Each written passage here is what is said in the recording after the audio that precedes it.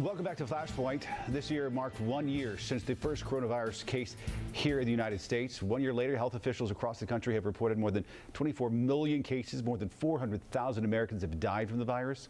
Here in the Carolinas, there have been more than 700,000 cases since the first case reported here back in March. That's in North Carolina specifically, and more than 8,300 people have died.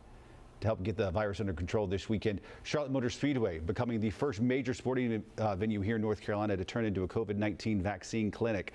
Thousands of people signed up and getting vaccinated. Another event's going to be held at Bank of America Stadium next weekend. Joining us now for the rest of the show, Republican strategist Larry Shaheen and Democratic strategist Douglas Wilson. Gentlemen, thank you both for coming on. We appreciate it. Douglas, I'll begin with you. Do you feel more or less optimistic about our handle on this virus than you did a week ago? And I understand you're a Democrat, so I'm sure you feel more optimistic. But even though, given the fact that our numbers are still bad, the rollout is still abysmal, and things are still not in a good place. Yeah, so I definitely feel optimistic, but also just like President Biden said yesterday, and I believe Dr. Fauci said yesterday, we still have a long way to go.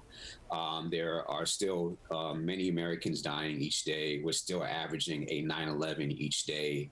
So, the vaccine rollout definitely has to pick up. We need to get as many people vaccinated as possible. What's also very troublesome, Ben, is that we have these new variants that are out there. The one from Great Britain, I believe, is already here in the United States.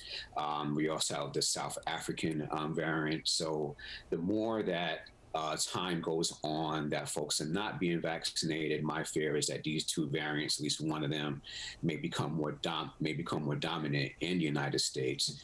But I am optimistic that hopefully by the summer, going to the fall, we will start to turn the corner more. But it's all about what happens now with the vaccine rollout and also what we do personally as Americans, making sure we mask up, making sure we practice social distancing and proper hygiene. Larry, are we in a better place than we were, say, a week ago? Well, I think we're in the same place we were a week ago. Dr. Fauci himself in the briefing yesterday even admitted that, some of the stories they've been talking about the rollout have been untrue. But let's talk about the fact that our business community has stepped up and done a wonderful thing in trying to make sure that these vaccines get out to every single person. And I was really heartened by the fact that yesterday, North Carolina's Mandy Cohen even said, we don't care who it is. If you see somebody on the corner and you've got a vaccine left, you grab and you stick that needle in their arm. I completely agree. Unfortunately, North Carolina has been hampered by a lot of these regulations and the fact that they say, well, some people don't want to take it and we don't have enough within the current variant numbers to be able to get in. You've got 1A, 2A. Just grab people and vaccinate them at this point. I mean, understand prioritizing the folks who need it first, but not just in Charlotte Motor Speedway. You've got Atrium, the Panthers, Honeywell doing this wonderful setup at the Panther Stadium. I hate to say this, but the business community's kind of had to step up here and take over, especially here in North Carolina. The reason West Virginia is leading the country in vaccinations is because they're ignoring the suggested regulations on the rollout. We got to start thinking about this from a realistic standpoint. If somebody's sitting next to you and they want to take this thing and you've already vaccinated everybody who showed up that day who was a priority person, jab that needle in their arm and get it to them as soon as possible.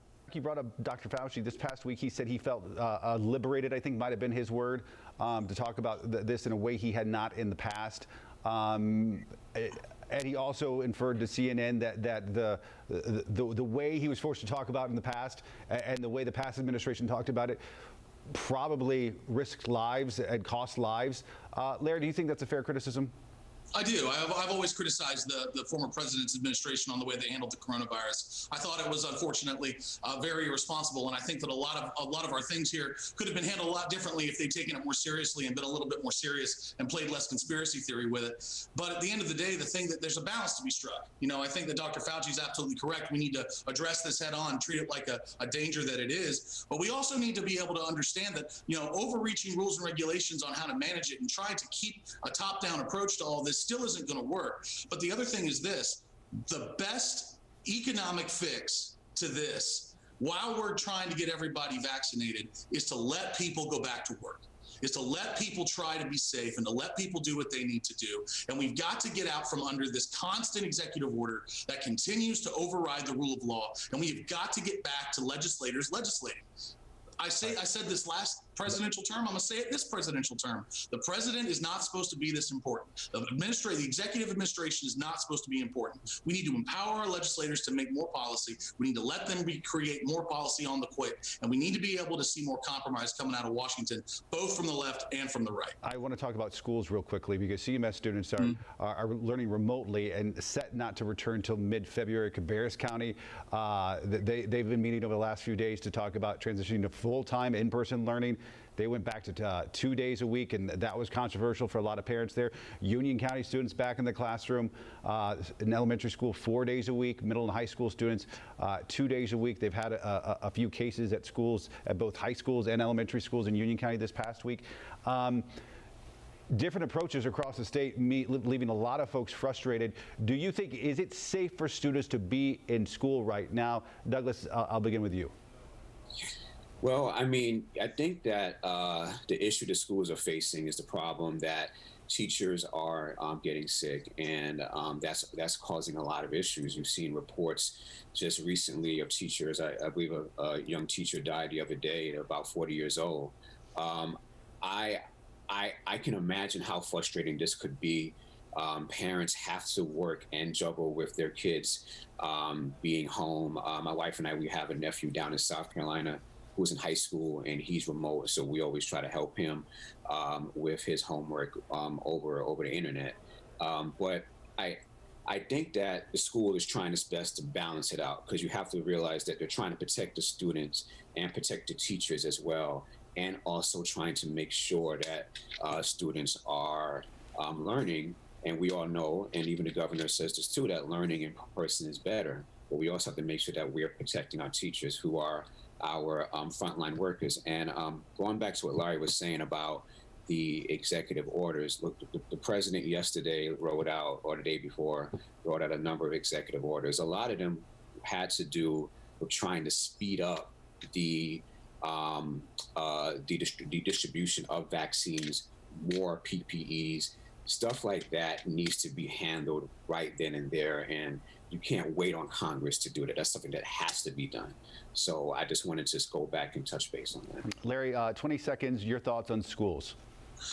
While I respect the teachers and the fact that they're putting themselves in, they're putting themselves in dangers. Let's deal with that fact. Here's a compromise. If you're telling me that restaurant workers who want to be able to work, and you're telling me that folks that want to be in grocery stores can work, then I think the teachers can work. But let's do a deal. Happy to go to Raleigh to tell the General Assembly that they need to provide whatever health care it takes to help make sure that teachers who get this virus while teaching will never ever have to pay a medical bill ever again. They are frontline workers. They should be treated like frontline workers, but we should put kids back in school, period. We are failing a generation of children. We cannot continue with this. We need to fight back against the fact that people say we can do this virtually. We can't. So let's provide the resources, and let's use the money that we luckily have in this state, and let's make sure that we treat teachers the way they need to be treated, but put kids back in school. I don't want to have this discussion anymore about kids out of school. It shouldn't happen. Provide the teachers what they need. Get the kids back in school. That's the reason we have surpluses and why we celebrate, fiscal responsibilities. So we have surpluses and we have money to do things like that, after all.